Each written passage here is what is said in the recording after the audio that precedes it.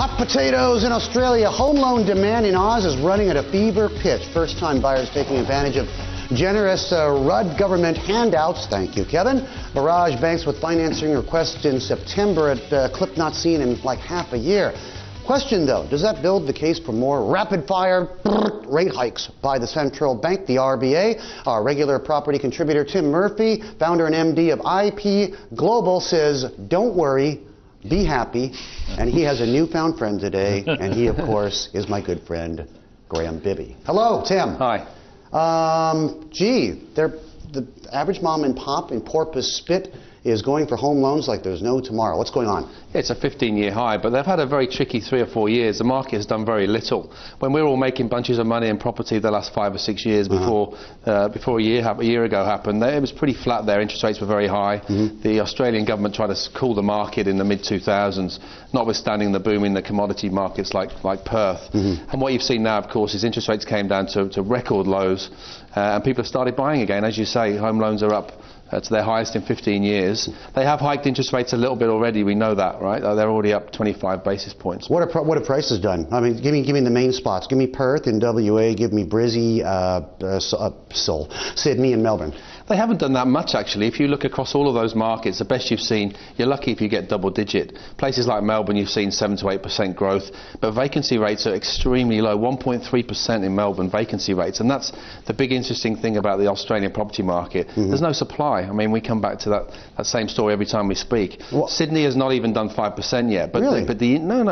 At the very end of the market, the cheap market, where obviously they've stimulated it with grants from the government, but across the board, it's not done that much yet. I would have assumed with the boom going on in Australia that they would have seen we would have seen prices like in Hong Kong. Except in South Australia. You know, up in the hills there, property prices are up 30% the last year. And as you know, Darwin's been just racing ahead, but it's more a defence type thing. So South Australia, for me, we were in WA a few years ago, but relatively speaking, South Australia is the cheapest property in Australia, and with all these new resources they've found, and the world's largest uranium deposits, and you know my theory about nuclear power, nuclear energy, that's going to be huge. The world's 3rd largest copper deposits, the 5th largest gold deposits, and they're finding more and more resources. It was virtually a bankrupt state in the 90s. Now they're drilling and drilling, finding more and more world-class resources, and with that, huge infrastructure plays are going to go on. They've got the biggest defence contract, so property prices are just, the momentum is just... But nationwide, there's nothing like Hong Kong and China and Singapore. I mean, it's just starting. Demand is very much there. The government stimulated the market. Well, because you don't have rich, crazy mainlanders with rolls of renminbi in your pockets landing in Adelaide or places like that. This is a more normal market with real users. Yeah, and that's why I've always liked the Australian property market. Safe freehold property, good mortgage lending, the banks are safe. So it always you know, it's very stable. Before you go on, let me do a quick keep them honest kind of reality check here. Are you talking up your own portfolio? Did you just buy 100 million hectares of empty land in the middle of nowhere that you're trying to talk up, or is this an unbiased? Actually, apart from Phuket, which I'm still in, that's the #1 real estate investment I'm involved in, and we've just set up a South Australia Mauritius property fund, special situations. So it's not the buy and hold. We can currently buy properties at or below land value. So you get the property for free. In fact, what we've been doing is bowling the property down, which is an Australian term, and then subdividing, and you're making 20–25% return. Why are people selling in distress like that? They're not distressed. You just said you can buy the land and get the house free. Yeah. What's happened is land prices have got ahead of property prices, and although Australia is a big country, right? So you think there's unlimited land. There is strict zoning rules, and they don't want to build out infrastructure, sewage, roads, utilities. So what they're doing is allowing smaller subdivisions.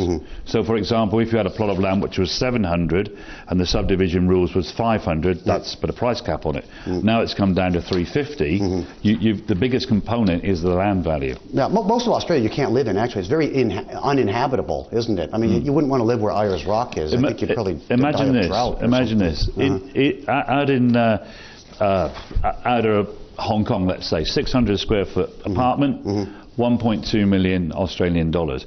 Go to the Adelaide Hills and buy 70 acres with a 5-bedroom house on it ample water for 700,000 Australian dollars. You can't even build the house for that. Wow, and I don't even need a job there. I could just retire there instead. What kind of yields are you getting in Australia? Yeah, I mean, I'm more of a city man, so I'm looking at Melbourne and Sydney as the main commercial growth Adelaide's markets. a city too. It's a very nice city. Yeah. Isn't it? It's going to have a huge upside, yeah, we're talking about up in the hills there. So in terms of the central cities, massive undersupplies. You buy for long-term capital growth. It is not a China, Hong Kong boom-bust scenario. You'll get a 3 or 4.5% yield. People that talk about 5 and 6% yields in Sydney and Melbourne are just talking nonsense. It doesn't happen. But of course, at the moment, you're borrowing quite cheap. Where are you going to get the best investment yield, though? You're going to buy right on the North Shore, Milson's Point, North Sydney, Kirribilli, or do you have to go schlep it out to Wollongong? No, I always think you want commutable. So in Melbourne, we look at places like Port Melbourne and St Kilda, very commutable, but still reasonably priced compared to the centre of town. Of course, North Shore all the way along is very popular. But I always think within 30 minutes in Sydney, because it probably gets a lot cheaper as you get further out, but people don't buy it, and you certainly can't rent them. Is this still a tier 1 phenomenon, or what if you move to places like what's my favorite place, Byron Bay, for instance? You're going to get appreciation. It's a beautiful place. You ever been there? Yeah, I have. It's gorgeous, isn't it? It is. Yeah. But would you want to invest in Byron Bay, or you just want to retire there? No, I'm not a lifestyle property guy. I mean, I'll buy one when I'm ready to retire. But you're in terms agnostic. Yeah, exactly. I buy boxes in capital cities and commercial cities, and then sell them again when the prices are right. The Gold Coast has had a correction, and if you go to somewhere like near Surfers Paradise or Broad Beach, again, you can buy waterfront property on the rivers at or near land value. And right now, the #1 investor in the Gold Coast is the Chinese. Right. And freehold land, easy to buy, no xenophobia? Exactly. Even apartments are strata title, so you own a little chunk of the apartments. The only thing the Aussies do is you've got to buy new property if you're a foreigner. So marginally xenophobic. Just not a lot. It's like a 30-year-old colonial. Oh, God, it's from the medieval ages or something. Finally, a little personal advice. Byron Bay or Porpoise Spit? Where would you want to be in your opinion? Margaret River. Margaret River. That's where I'd be. That's where the wine is. Oh, I could eat Barossa Valley. I could eat the grapes directly. Barossa, very nice. Coonawarra. We've agreed on the wine. Coonawarra. Yeah, exactly. Well, exactly. I can see we're all friends here on the show today. Thanks, Tim. Okay. Good job there. Tim Murphy, IP. And next, it's your time on Confidential. We'll start getting to your